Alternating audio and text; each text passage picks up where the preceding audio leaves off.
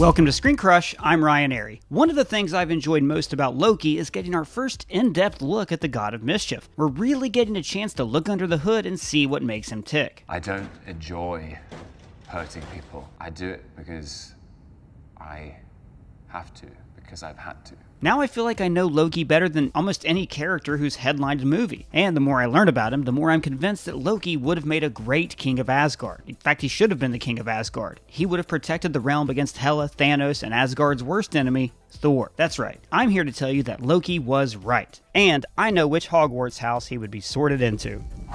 First, let's look at why Loki has failed in the past, because, after all, he has ruled Asgard before and it didn't go well. And what do I find with the 9 realms completely in chaos?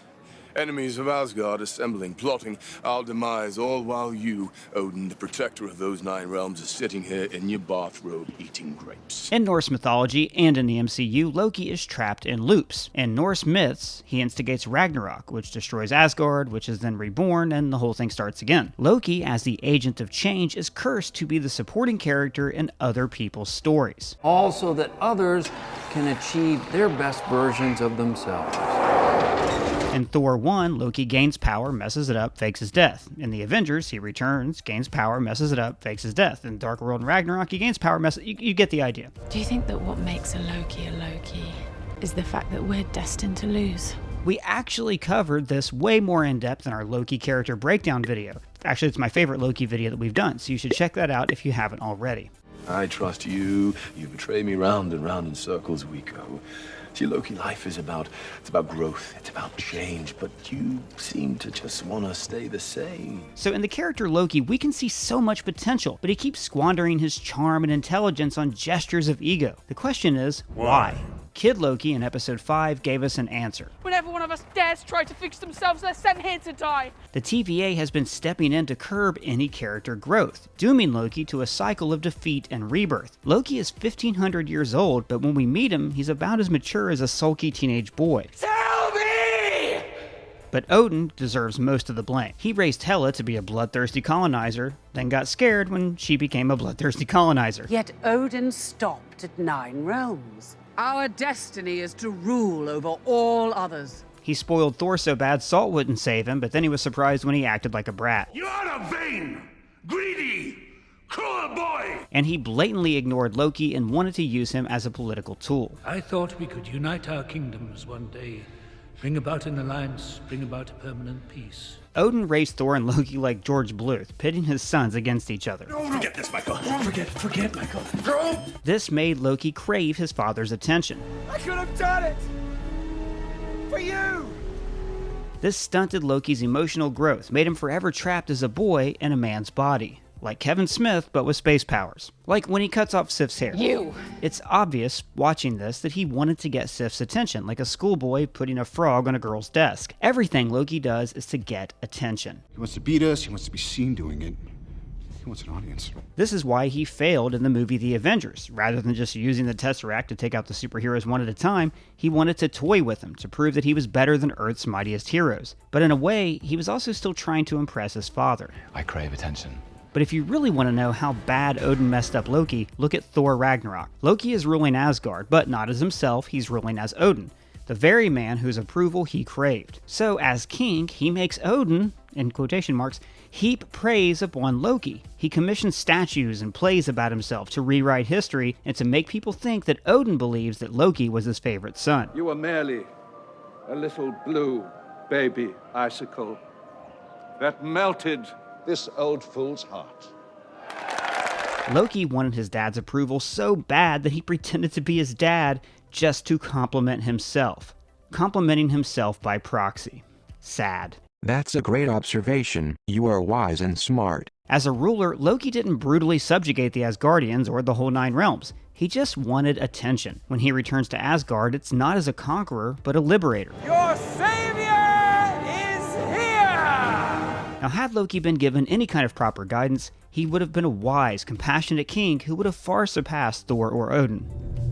Loki is the ruler Asgardians need, and the one they deserve. When we first see Asgard, it's at Thor's coronation. Odin has chosen Thor to be king, probably while he goes into the Odin sleep. He's put it off for so long now. but it's never clear why he chose Thor instead of Loki or even Frigga. Thor is cocky, hot-headed, and bloodthirsty. March into Jotunheim as you once did. Teach them a lesson. Break their spirits so they'll never dare try to cross our borders again. You know what they say, when all you have is a hammer, the whole world looks like a nail. Loki is far, far more intelligent than Thor. In the first movie, he manipulated him into being banished from Asgard, losing his power, and would have killed him if it weren't for Mjolnir's magic spell. Thor has never had to work hard for anything in his life, except maybe for fighting. Loki had to do all of that work to get the throne, but all Thor had to do was live on Earth for a while and learn how to keep his ego in check. For the first time in my life, I have no idea what I'm supposed to do. So there's no doubt that Loki has a superior tactical mind. Like I said earlier, his failures are always because of his jealousy, not his intelligence. Loki also pays attention to things. He sees all the people who fall through the cracks. He learns passageways in and out of Asgard that even Heimdall can't see. Never has an enemy slipped my watch until this day. Think about that. Loki found a back door, multiple back doors, that work around the Bifrost, the source of Asgard's colonial power. If Loki had Asgard's best interest at heart, what else could he have found? How could he have used those backdoor portals to make the Nine Realms a better place? Loki also understands the underworld. I mean, he knew about Thanos. After being dropped off by his dad, I didn't kill my wife! I don't care! He seeks out the greatest threat in the universe to ally with. He immediately recognizes the space and Mind Stones, and it's not even clear if Thor did, or if Thanos even knew he was handing over the Mind Stone. Loki understood the underworld of the universe, all the forgotten people in the Nine Realms that Odin and the Asgardian hierarchy seemed to ignore. All of this understanding would have made him a better ruler. Take Korg. His revolution was also trapped in a kind of freaky circle. I tried to start a revolution, but didn't print enough pamphlets. Then Loki came along, and it was suddenly a success. Well, you do seem like you're in desperate need of leadership. And writing this video made me realize something. Loki is not a Slytherin. That's the house in Harry Potter where the cunning and usually villainous children are sent. Deep down, Loki is a Ravenclaw. Ravenclaws are intelligent, curious, and tend to be introverted, which Loki isn't. But they're also very creative. Loki pretends to be a Slytherin, but his heart just isn't in it. I don't enjoy hurting people. Loki's an outcast, a nerd. That might be why me and my fellow neckbeards relate to him so much. He's the smartest guy in the room, and he gets treated like shit for it. What happened? Silver tongue turned to lead? When you look at all these attributes, it's easy to imagine what kind of ruler he could have been if his dad had hugged him once, just once.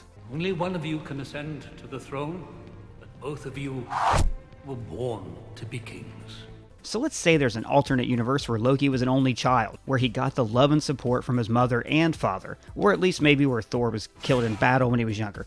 Let's call this Loki variant the best Loki. Because Loki understands the common man and the desires of the criminal underworld, he would have truly united the Nine Realms. As soon as the Bifrost was destroyed, the Nine Realms immediately fell into chaos. Wars were raging, marauders were pillaging. So this shows that not everybody was happy with the way things are being run. Loki, with his intelligence and knowledge about secret pathways, would have been able to circumvent the Bifrost. He would have understood the needs of the disenfranchised because he himself was so often disenfranchised. Loki is also a child of two worlds. Like Aquaman or Aegon Targaryen, he could have united different worlds and great houses. He was heir to the throne of Jotunheim and could have taken an Asgardian wife, forever ending the war between these two realms. But instead, Asgard raised him to think of his own people as kind of subhuman. You could never have a frost giant sitting on the throne of Asgard. He was ready to wipe out an entire planet just to get an attaboy from his dad, his captor. Asgardians have a deep-seated racism against the frost giants that probably goes both ways. Where are they?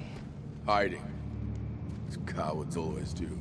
Loki could have fixed that. Loki would have also been a great protector of Asgard. Now, Thor is a great fighter, but Loki is a great tactician. Like in Infinity War, he managed to get close enough to Thanos to stab him in the throat, which we know from Endgame would have worked. If Thanos didn't have an Infinity Stone, Loki probably would have gotten in there with his blade. Put it this way, Loki would have gone for the head instead of pausing for a zinger. I told you, you'd die for that. I also think that Loki would have figured out Asgard's secret history, involving Hela. He knows all of these hidden chambers. He would have found Odin's secret crypt under the throne. He would have prepared for Hela, made her prison more permanent, not just dependent on Odin's magic, or, more likely, used the Infinity Stones that Odin gave away to kill her once and for all. So one thing's for sure, Loki would have been a way better ruler than Thor. Thor may be a hero and an avenger and a revenger, but he's a terrible ruler. He starts off as Asgard's greatest champion, but becomes its worst enemy. Thor was a bad king. The worst, really. And we should have always known that he would be. The movies Thor and Thor Ragnarok focus on Thor's character changes. He's presented as the dynamic character, while Loki is static. Thor begins as a cocky space bro, learns humility, and becomes worthy of Mjolnir. I have much to learn. Then he says he turns down the throne because he doesn't feel worthy of it, but it's also so he can go be with Jane on Earth. Is this my son I hear, or the woman he loves? So he chose his own desire to be with Jane over his people. In Ragnarok, he once again begins as the cocky champion of his people. This is my crown, the source of my power. Oh, that's a crown. I thought it was a big eyebrow. And once again is humbled. His true growth is when he lets go of the idea of Asgard and focuses on saving the people of Asgard. Asgard's not a place, it's a people. This is when he learns that being a king isn't a title, it's a duty to the people who trust you to protect them. So what does he do? He immediately shirks that duty. Hard. Thanos shows up and kills half the Asgardians. Nothing Thor could do about it, but several Asgardians were spared in the escape pods. After Thor is rescued, he doesn't go back to look for survivors or recruit people to launch an offensive. No, he doesn't seem to care that his people are lost in space. He's reverted back into his warrior mode. He just learned that he doesn't need a hammer and all his powers are nuanced and complex. But rather than embracing this new truth, at the first setback he goes back to a simpler way of looking at things. Only Eitri the dwarf can make me the weapon I need. Like I said, when all you have is a hammer, the whole world looks like a nail. So the first time he got confused about his life, the first thing he did was go out and find a new hammer. That way he could see the world once again through a much simpler worldview. Now, like I mentioned earlier, he fails to kill Thanos for a very vain reason. Pride. Well, he's never fought me. Yeah, he has. He's never fought me twice. Now you see that Odin messed up both his kids, made them each desire attention, except in Thor's case, he's always trying to prove that he's a badass. Age of Ultron, Thor says, Someone has been playing an intricate game and has made pawns of us. But you know who knew? Loki knew. He figured that out while Thor was stalking Jane.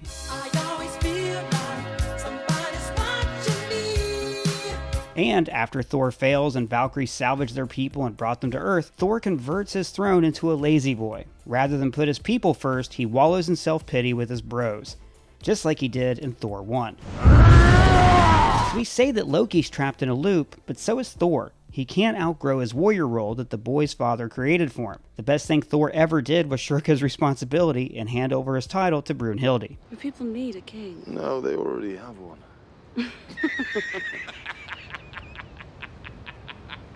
You serious? So had that best version of Loki ruled Asgard when Thanos attacked, he would have regrouped his people, used the Asgardians to help protect the other Infinity Stones, recruited Doctor Strange to help since they've met already. He might have even been able to bring the Avengers together and protect the stones since, hey, I mean, he brought them together once already, right? And because Loki is up to speed on the universe's underworld, he probably would have known about the Guardians of the Galaxy and Gamora's connection to Thanos. Finale of Loki Season 1, he proves that he can grow and change, and also that he has a keen analytical mind. Sylvie is driven by her emotions, wanting to kill he who remains out of rage and revenge. But Loki, who used to be ruled by his emotions, urges caution. I know the TVA has hurt us both, but what if by taking him out, we risk unleashing something even worse? All I'm suggesting is we just take a minute to think about it. He no longer cares about ruling for the sake of ruling. When he hears that there's a grave threat at the door, he acts for the benefit of everyone, not just himself. Someone is coming. Countless different versions of a very dangerous person, and they're all set on war. We need to prepare. So Loki always had way more potential to be a great king than Thor. He lived his life with a feeling that something was wrong. He deserved to be king, this instinct that he could be so much more. And you know what? Loki was right. Well, that's just what I think. Let me know your thoughts down in the comments below or at me on Twitter. And if it's your first time here, please subscribe. For ScreenCrush, I'm Ryan Airy.